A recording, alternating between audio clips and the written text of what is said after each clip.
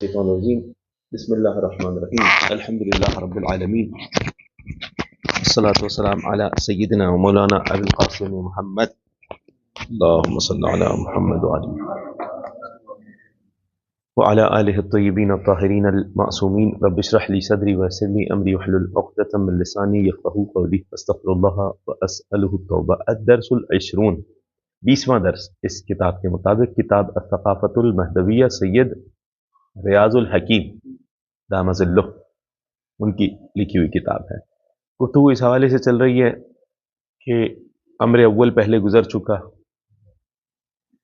کہ جس میں امام علیہ السلام کے حوالے سے گفتگو یہ کی گئی جو اشکالات ہوتے ہیں 12ویں امام پر، اس حوالے سے گفتگو ہوئی۔ اشکالات میں عقیدہ مہدویت میں جو سوالات ہوتے ہیں، مثلا مثال کے طور پہ اگر آپ لوگ کو یاد ہو، سوال یہ کیا گیا کہ بھئی جیسے ہی آپ کے 11ویں امام امام عسکری کی وفات ہوئی، اس کے بعد سے شیعوں میں بھی اختلاف ہو گیا، 14 فرقے بن گئے یا 13 فرقے بن گئے، تو اس وجہ سے یہ مذہب کوئی ٹھیک نہیں ہے، اگر ٹھیک ہوتا تو اتنا اختلاف کیسے ہوتا، یہ سوال کیا گیا تھا۔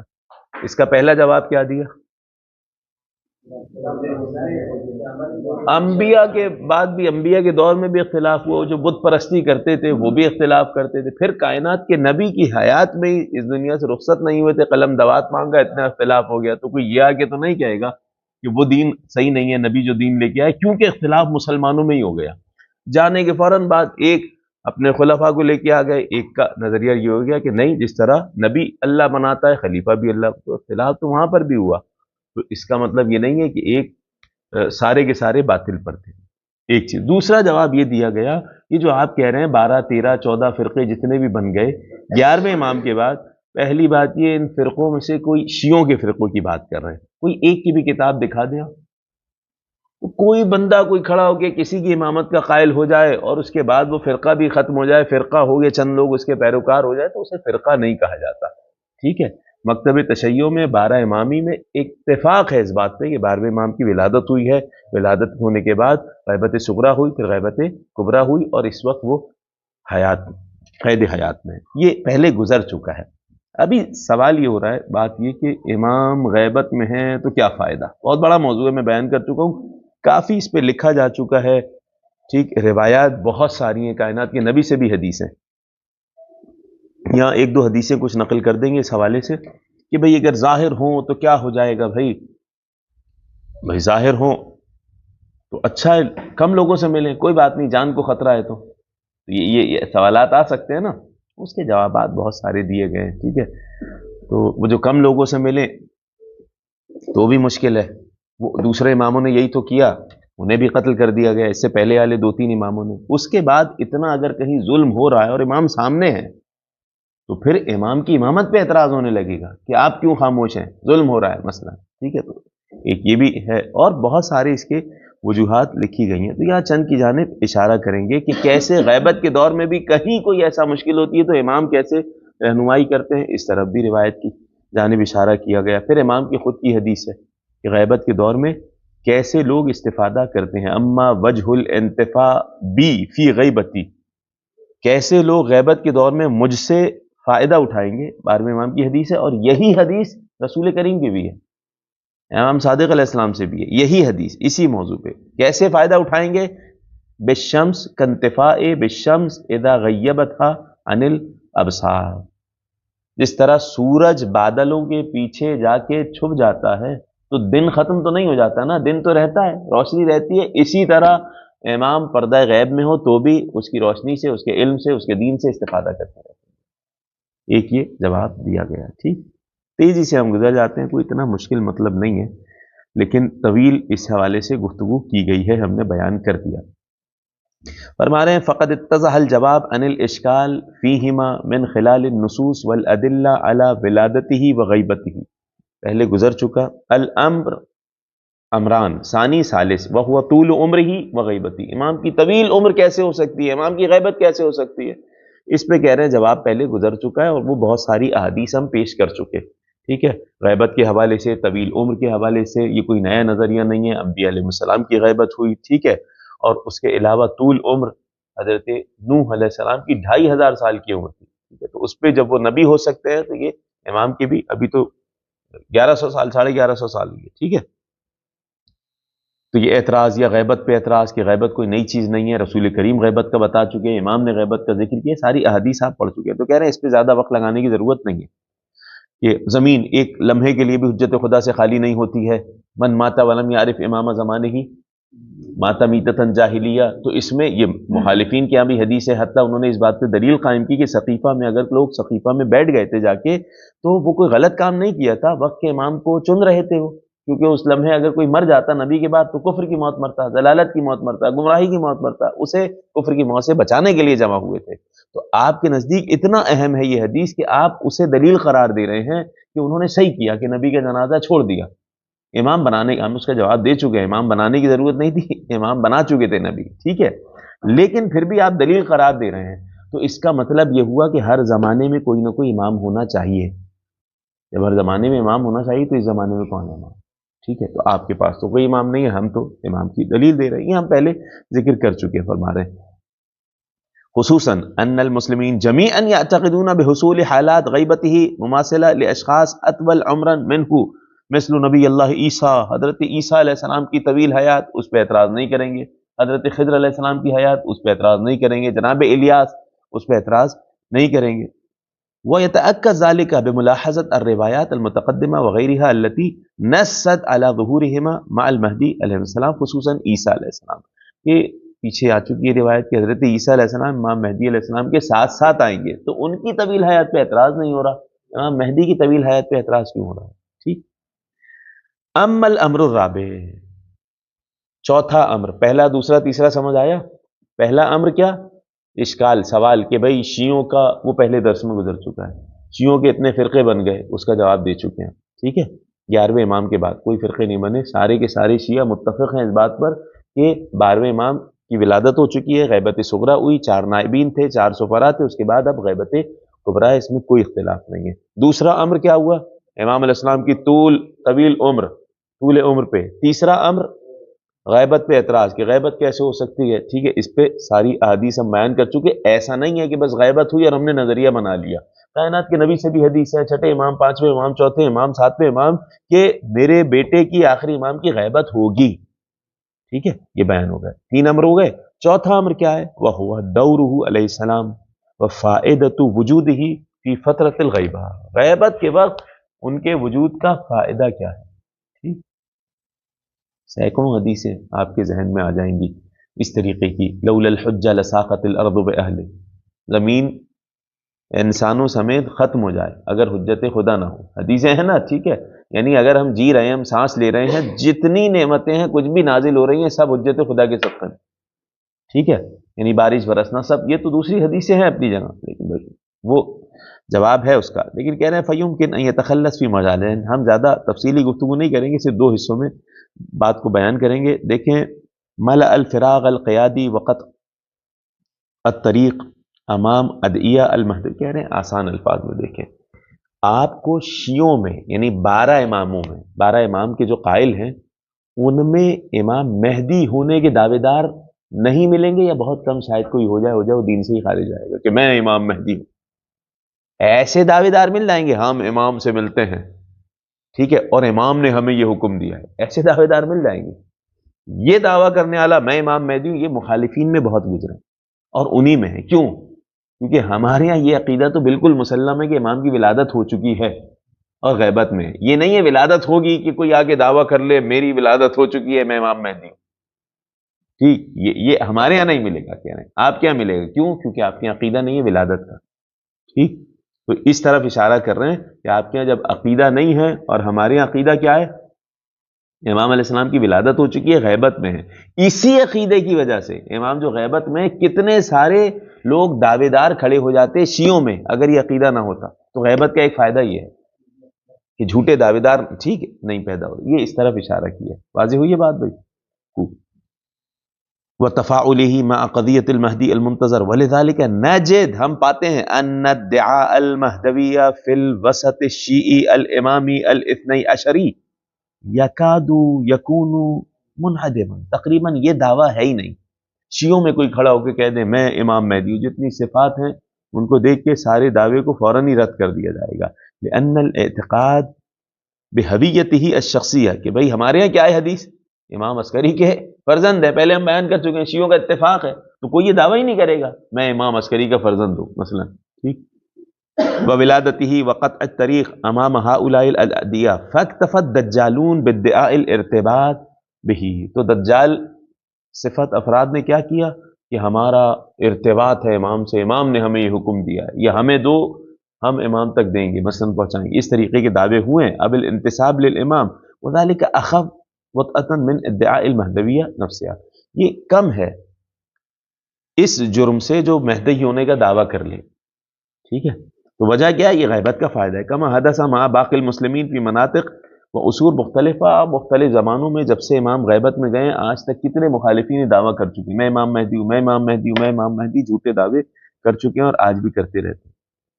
دوسری چیز الرعایہ غیر المحسوسہ للامہ ولو عند ضرورہ، امام کی رعایت ہے جو محسوس نہیں ہوتی ہے لوگوں کو، امت کو، امام کی جانب سے، کما تضمنتہ بعض الروایات، جیسے کہ بعض روایات ہیں، وَإِن لَمْ تَكُنْ هذه الرعاية واضحة المعالم ولعله هو المقصود من النصوص المتضمنة أن الفائدة من وجوده في أسر الغيبة كالفائدة من الشمس حين يذللها السحاب، یہی وجہ ہے کہ جو روایات میں اشارہ کیا گیا امام کے وجود سے فائدہ اٹھانا اسی سورج کی مانند ہے جب اسے سورج کو بادل اپنے اندر چھپا لیتے ہیں تو سورج کی روشنی رہتی ہے، دن باقی رہتا ہے، ٹھیک ہے۔ اب یہ معتبر روایت پیش کر رہے ہیں محمد ابن یعقوب کلینی کی، یہ پہلے وعدہ کر چکے کہ ہم معتبرہ روایات ہی لے کے آئیں گے، ٹھیک ہے، یہ صحیح روایت لائیں گے، معتبرہ روایت لائیں گے، یہ حسن روایت لائیں گے، اس کے علاوہ کچھ اور نہیں لائیں گے، کبھی کبھی دوسری روایت لائیں گے، تائید کے طور پہ لائیں گے، دلیل کے طور پر نہیں لائیں گے، ٹھیک۔ اب یہاں روایت پیش کر رہے ہیں جو ہم نے بیان کیا، اشارہ کیا کہ سألت محمد ابن اسحاق ابن یعقوب کہتے ہیں میں نے محمد ابن عثمان عمری سے پوچھا، محمد ابن عثمان عمری کون ہے؟ امام دوسرے سفیر ہیں، ٹھیک ہے، یوصل لی کتابا قد سألت فیہ عن مسائل، کہ چند سوالات کیے تھے امام علیہ السلام سے، ان سے یہ سوال کیا دوسرے سفیر سے کہ یہ امام تک یہ میرا خط پہنچا دیجیے، سوالات کے جوابات آئے، ٹھیک ہے، جو اختلاف ہو جاتا تھا فقہا میں اس وقت سوالات کیے، اشکلت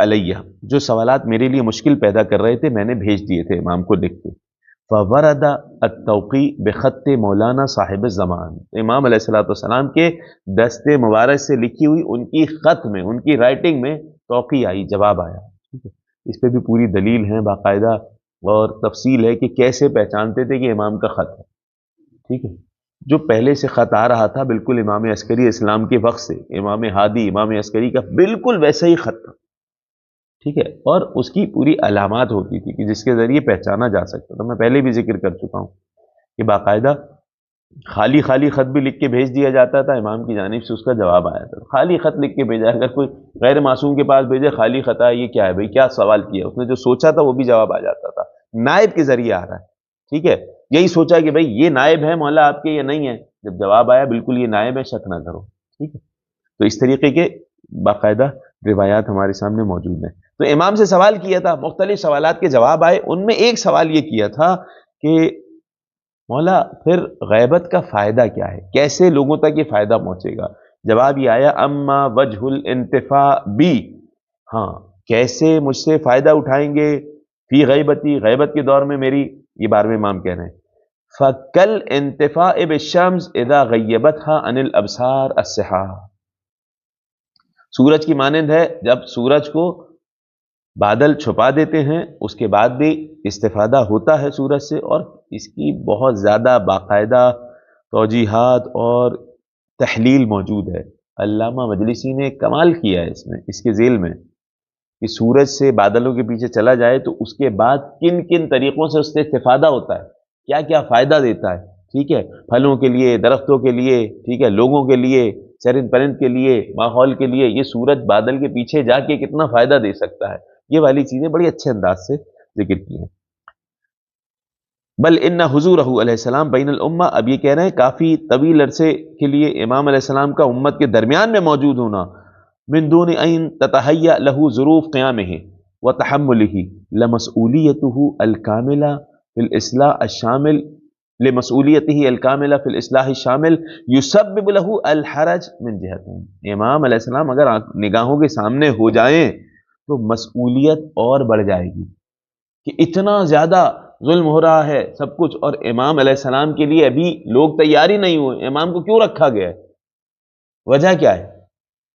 دنیا کو عدل و انصاف سے بھر دے جیسے ظلم و جور سے بھری، جب بندے ہی نہیں ہیں، ٹھیک ہے، اور وہ تمہید نہیں ہوئی ہے تو پھر امام علیہ السلام آئیں گے تو انتہائی مشکل ہو جائے گی اگر نگاہوں کے سامنے ہوں گے، ٹھیک ہے، وقت سے پہلے۔ اور دوسری بھی وجوہات ذکر ہوئی ہیں روایات میں کہ باقاعدہ امام کے ناصروں میں جن جن کا نام ہے، جب تک وہ نہ آ جائیں گے، صلب سے نہیں آ جائیں گے تو امام کیسے آ سکتے ہیں؟ یہ بھی ہے، یہ بھی روایت میں، ٹھیک۔ اسی طرح مولا کائنات کا جو ہے بھائی 70 پشتیں 70 نسلیں دیکھ کے قتل کرتے تھے نا، کوئی مومن ہے کہ نہیں؟ تو اس مومن کی حفاظت کے لیے، اس ایک مومن کی حفاظت کے لیے امام 70 کافر برداشت کر رہے ہیں، ٹھیک ہے، مولا کائنات نہیں مار رہے کیونکہ اس کی 70ویں پشت میں ایک مومن آنے والا ہے۔ تو 12ویں امام اسلام کیسے ظہور کر لیں گے؟ ظہور کریں گے تو کافروں کو قتل کریں گے کہ نہیں کریں گے؟ اب یہی کافر ایسا ہے کہ اس کی نسل میں کوئی مومن آنے والا ہے تو کیسے کر سکتے ہیں؟ ایک وجہ یہ بھی ہے، سمجھ آ رہی بات؟ دو جہت بیان کی انہوں نے، ضغط السلطات المتعاقبہ علیہ لإعنان بلائہ ودعمہ لہا وہو لا یناسب مکانتہ ومقامہ۔ بس عبارت ہم نہیں پڑھ رہے، ہم بہت زیادہ ہو جائے گا کہ امام علیہ السلام کے اوپر ظاہر سی بات ہے جو حکومتوں کا جو بنا کے بیٹھے ہوئے ان کے لیے خطرہ ہو جائے گا نا، جس طرح امام کے بچپن میں ہی خطرہ ہو گیا تھا، جن کی حکومتیں تھیں قتل کرنے کی سازشیں تھیں، تو یہاں پر بھی ایسا ہی ہو جائے گا، اور امام کے لیے جان کے لیے بھی مشکل ہے۔ اور امام صادق علیہ السلام نے کیا بیان کیا اس طرف اشارہ ہے، سنیں۔ اگر کہ امام ظاہر ہو، اچھا ظاہر ہوں تو کیا ہوگا؟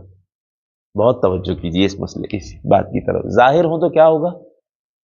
امام ان کے خلاف تلوار نہیں اٹھائیں گے، ہاں نہیں اٹھائیں بھائی ایسا ہی رہیں، تو امام کس لیے آئے ہیں؟ عدل و انصاف قائم کرنے کے لیے۔ نہیں اٹھائیں گے تو کیا ہوگا؟ گویا کہ ان کی بیعت میں ہے، ان کے خلاف تلوار نہیں اٹھا رہے۔ پہلے امام بیعت کا مطلب کیا تھا؟ پہلے مطلب مولا کائنات نے جو 25 سال تلوار نہیں اٹھائی، وہ بیعت سے مراد کیا ہے؟ تلوار نہیں اٹھائے، یہ وعدہ ہو گیا کہ بھائی ٹھیک ہے ہم تمہارے خلاف تلوار نہیں اٹھائیں گے، جو کرتے ہو کرو، بس دین صحیح سے چلتا رہے۔ یہ کہ تو مولا کائنات کے ساتھ تو یہ ہوا معاملہ، اب امام زمان اسلام جب آئیں تلوار بھی نہیں اٹھا رہے ہیں، تو امام نے تو کہا وہ ایسے ہوں گے کہ ان کی گردن پہ کسی کی بیعت نہیں ہوگی۔ گردن پہ بیعت سے مراد ہرگز یہ نہیں ہوتا کہ امام علیہ السلام کسی کی بیعت کر لے کہ میں تمہیں اللہ کی جانب سے خلیفہ مان رہا ہوں، یہ مراد نہیں ہے۔ مطلب کیا ہوتا ہے؟ امام حسین اسلام نے جواب دے دیا نا، مثلی لا یبایع مثلا، مطلب کیا ہے؟ جہاں تذکرہ بھی آیا ہے بیعت کا، مولا کائنات نے بیعت، کیا مطلب بیعت؟ تلوار نہیں نکالی، بیعت یعنی عہد ہو گیا، وعدہ ہو گیا، ٹھیک ہے نہیں نکالیں گے تلوار ہم تمہارا، تو یہ ہے، یہ مراد ہے، ٹھیک ہے۔ تمہیں خلیفہ مان لیں گے یہ ممکن نہیں ہے، کوئی بھی نہیں کر سکتا، کسی امام کی طرف سے بھی نہیں ہے۔ 12ویں امام کے حوالے سے یہ بھی نہیں ہوگا۔ 12ویں امام کی تو خصوصیت یہ ہے کہ ان کی گردن پہ کسی کی بیعت نہیں ہوگی، کسی کا عہد نہیں ہوگا، کسی کا وعدہ نہیں ہوگا، اور امام جب وعدہ کر لیں تو امام تھوڑی تلوار نکالیں، جس طرح رسول نے صلح حدیبیہ میں کیا تھا، ٹھیک ہے، تو رسول نے نہیں توڑا اس وعدے کو، صحیح واضح ہوئی بات۔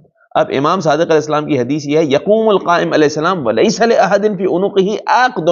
اب بیعت کا لفظ مشکل لگ رہا ہے، آپ عقد کا لفظ لے آئے، عہد، وعدہ، ان کی گردن پہ کسی کا کوئی وعدہ نہیں ہوگا، ولا عہد ولا بیعہ، نہ کسی کا وعدہ ہوگا نہ کسی کی بیعت ہوگی کہ دیکھو آپ یہ کرو گے تو ٹھیک ہے ورنہ آپ کو قتل کر دیا جائے گا۔ تو امام کہہ رہے ہیں ٹھیک ہے میں میرے شیعوں کو قتل نہیں کرنا، میں بس خاموش بیٹھا ہوں، تمہارے خلاف کوئی قیام نہیں کر رہا۔ تو پھر یہی تو دوسرے اماموں کا بھی ہو گیا معاملہ، امام تو قیام کے لیے آ رہے ہیں، وہ کسی سے کوئی معاہدہ نہیں کریں گے ٹھیک کہ میری گردن پہ کوئی تمہاری بیعت ہو یا میں تلوار نہیں نکالوں گا، نہیں ایسا نہیں ہوگا، ٹھیک، یہ واضح ہوئی بات بھائی۔ دوسرا حکمت بیان کی انہوں نے پوری روایت پیش کی ہے اس میں علی ابن یقین کی، جی موقع ہی نہیں آئے، جی ہاں بالکل اسی لیے کوئی موقع ہی نہیں آیا اس چیز سے۔ رقت الجماہیر، کیوں پھر وہ ساری روایات کی خلاف ورزی ہو جائے گی، وہ آئیں گے تو عدل و انصاف سے آ گئے اور نہیں بھر رہے، عدل و انصاف سے تلوار نہیں نکال رہے، ٹھیک ہے، وہ تو یہ تھا کہ بھائی تلوار نکالیں گے، ان کی گردن پہ کسی کی بیعت نہیں ہوگی، اب تو جو ہے یہ فلاں حکومت کے زیر سایہ رہ رہے ہیں اور تلوار بھی نہیں نکال دیں، تو ان کی گردن پہ ہو گئی نا بیعت پہ، ٹھیک، کوئی معاہدہ وغیرہ کچھ نہیں ہوگا۔ رغت الجماہیر لأن وجودہ علیہ السلام بینہم یخلق، یہ اشارہ کر رہے ہیں، اشارہ کرتے ہیں کر بھی دیا ہم نے، کہہ رہے ہیں بھائی غیبت کے دور میں تو فقہا کے لیے مشکل ہو جاتی ہے، لوگ اتنی توقع لے کے آ جاتے ہیں کہ یہ کر دیں گے وہ کر دیں گے، ٹھیک ہے، تو امام سے کتنی، جبکہ یہاں تو عشر عشیر بھی نہیں ہے، امام جب ہوں گے تو کتنی توقع آ جائیں گی، ابھی یہ فتویٰ دیں، ابھی یہ حکم دیں، ابھی ٹھیک ہے، یہ اشارہ کیا انہوں نے اس بات کی طرف، تو کہہ رہے ہیں امام کے لیے خود کتنی مشکل ہو جائے گی، یعنی موجود ہیں اور کچھ نہیں کر پا رہے، تو وہی سارے اماموں کی مظلومیت والا یہ بھی معاملہ ہو جائے گا، تو فرق کیا رہا 12ویں امام کا، ٹھیک ہے۔ اسی طرح کہہ رہے ہیں کہ جس طرح رسول کریم، انہوں نے اشارہ کیا رسول کریم نے باقاعدہ صلح کی، صلح حدیبیہ، کتنا اعتراض کیا گیا، امام حسن نے صلح کی، کہہ رہے ہیں نعوذ باللہ، امام حسن کو کیا کہا گیا، یا مذل المؤمنین، اے مومنوں کو رسوا کرنے والے، نعوذ باللہ، صلح کی، اور امام نے بیان کیا اگر یہ صلح نہ ہوتی زمین پہ کوئی شیعہ باقی نہیں رہتا الا کہ قتل کر دیا جاتا، حکمت ہر کوئی نہیں جانتا، یہ کون کہہ رہا تھا اعتراض، جو قریبی صحابی تھے وہ بھی کہہ رہے تھے، یعنی جو نام لیوا تھے امام کے وہ بھی، تو 12ویں امام پہ پھر اس طریقے کا اعتراض ہونے لگا کہ نہیں آپ کیسے اس سے صلح کر رہے ہیں، اور یہ وہ، ٹھیک ہے آپ کی گردن، تو امام علیہ السلام اگر غیبت میں ہیں تو اس کا مطلب غیبت میں ہیں تو اگر آئیں گے اور یہ نہیں کریں گے تو اس سے بڑا نقصان ہوگا، ٹھیک، یہ اس طرف انہوں نے اشارہ کیا۔ اصحاب ائمہ میں سے کافی ایسے تھے، بل تجاوز علیہ آخرون بامور فضیحہ، بہت زیادہ لوگوں نے مخالفت کی امام حسن اسلام کی، کما نلاحظ فی اسرنا ردود الافعال الانفعالیہ من جانب کثیر من الناس تجاہ مراجع الدین، مراجع دین کے خلاف بھی ایسا ہوتا ہے، والقادہ فی ظروف المحنہ احیانا بسبب عدم تفاعلهم مع المواقف الانفعالیہ للجمہور، جمہور کا جو موقف ہے آپ اس کے خلاف جا رہے ہیں، ٹھیک ہے، آپ اس کے ساتھ نہیں ہیں، ساتھ ہوں تو بھی مشکل ہے، اگر مخالف ہیں تو پھر کوئی فتویٰ دیں ان کے خلاف ہونے کا، تو یہ بھی مشکل، تو یہ والا فرما رہے یہ انتہائی مشکل امام علیہ الصلوۃ والسلام کے حوالے سے، خصوصاً ان عمرہ علیہ السلام ممتد سنینا طویلہ وهو معاصر لمحن وتحدیات یشیر الی ما ذکرنا علی ابن یقطین فی حوارہ المروی مع ابیہ یقطین، علی ابن یقطین کون تھے بھائی؟ جی جی، امام کے خاص، امام کاظم علیہ الصلوۃ والسلام کے قریبی تھے، انتہائی خاص تھے، فقیہ تھے، عالم تھے، لیکن حکومت میں تھے، ٹھیک ہے، اب ان سے باقاعدہ ان سے روایت ہے ان کے والد سے، الذی کان من اعوان العباسیین وشیعتہم، دن میں سب سے مال چھین لیتے تھے، رات کو امام کے حکم سے جو چاہنے والے تھے ان کو واپس کر دیتے، بڑے ان کے باقاعدہ معجزات ہیں ان کے دربار میں رہتے ہوئے کیسے مومنین کی مدد کرتے تھے، 2-3 دفعہ کئی مرتبہ ان کی چغلی ہو گئی، قتل کرنے کے لیے بلا لیا گیا، پھر اللہ نے محفوظ رکھا انہیں، آ چکی ہیں اس طرح کی روایت، پہلے غالباً آپ لوگ پڑھ چکے ہوں گے کچھ، یہ پڑھیں گے منتہی الاعمال میں اور الارشاد میں، اس کو ہم تیزی سے پڑھ لے رہے ہیں، فرما رہے ہیں حیث قال یقطین لابنہ، یقطین نے اپنے بیٹے سے کہا، علی ابن یقطین سے، ما بالنا قیل لنا فکان، یعنی التنبؤ بحکم بنی العباس، وقیل لکم یعنی التنبؤ بظہور المہدی الذی ہوا من اہل البیت فلم یکن، فقال له علی، یعنی کیا ہوا، یہ بنی عباس اتنا ظلم کر رہے ہیں اور یہ اور وہ، ٹھیک ہے، تم ہمارے بارے میں کہا گیا مہدی کے حوالے سے تو وہ بھی ان کا بھی ظہور نہیں ہوا، تو یہ کیا مشکل ہے، ٹھیک، کیا کہا انہوں نے، فقال له علی ان الذی قیل لکم ولنا، دیکھیں فرق کیا ہے، وہ بھی دعویٰ کر رہے تھے مہدی ہونے کا، میں نے بیان کیا تھا منصور دوانقی نے بیٹے کا نام ہی مہدی رکھا تھا، محمد تھا وہ مہدی نام رکھا، اور اپنا نام عبداللہ رکھا، اور وہ حدیث مشہور کروا دی کہ نبی نے فرمایا وہ میرے ہم نام ہوگا اور ان کے والد کا نام میرے والد کے نام ہوگا، یہ حدیث مشہور کرا ہے، تو کہا دیکھو میرا نام عبداللہ ہے، میرا بیٹا یہ مہدی، اور یہی مہدی اس کی بیعت کرو، تو کہا بھائی تمہارے مہدی تو ہے نہیں، دیکھو ہمارا مہدی آ گیا، کیا فرق کیا ہے، ٹھیک ہے، اب دیکھیں اس طرح کر کے کہا جاتا تھا، ان الذی قیل لکم ولنا من مخرج واحد،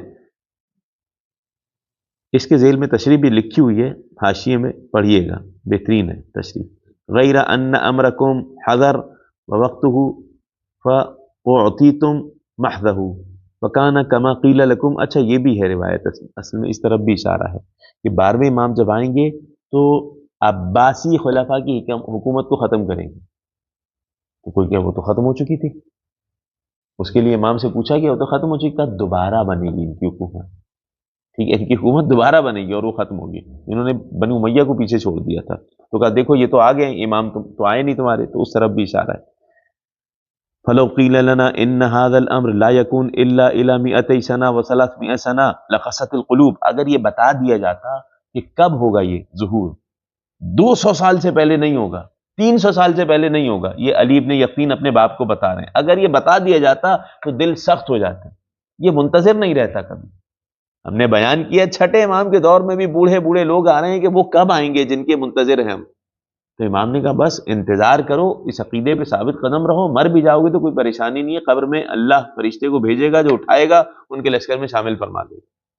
تو اس دور میں بھی لوگ منتظر تھے. اس امید پہ جینا یہی جو ہے ایک بہت اہم چیز ہے. اسی وجہ سے بنو عباس والوں نے یہ امید ختم کرنے کے لیے لیٹر پیڈ پہ اسٹیمپ لگا کے باقاعدہ یہ فتوے بٹوائے گئے کہ ہم نے حسن عسکری کے بیٹے کو قتل کر دیا ہے. کیوں؟ امید ختم ہو جائے.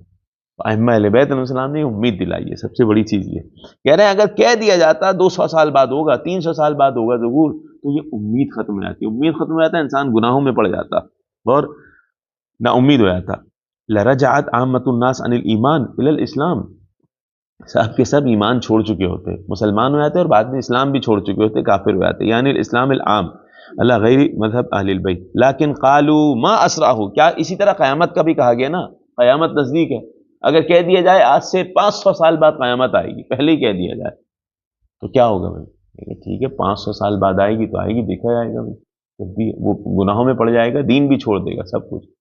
کیا کہا؟ اسی تاکہ انسان مسلسل حرکت میں رہے. اسی طرح یہاں پہ ہے لیکن قالوا ما اسرعہ، کتنا جلد ہے ظہور، بس ہونے والا ہے. ما اقربہ تألفا لقلوب الناس وتقریبا للفرج، ظہور میں آسانی ہو، لوگوں کے قلوب کو اطمینان ہو، صرف اس وجہ سے. یہ انہوں نے یہاں جواب دیا. اگلے درس میں بیان ہوگا توجیہ کیا ہے ظہور نہ ہونے کی، ظلم پھیل گیا ہے، ظہور کیوں نہیں ہو رہا، اس حوالے سے اگلے والے درس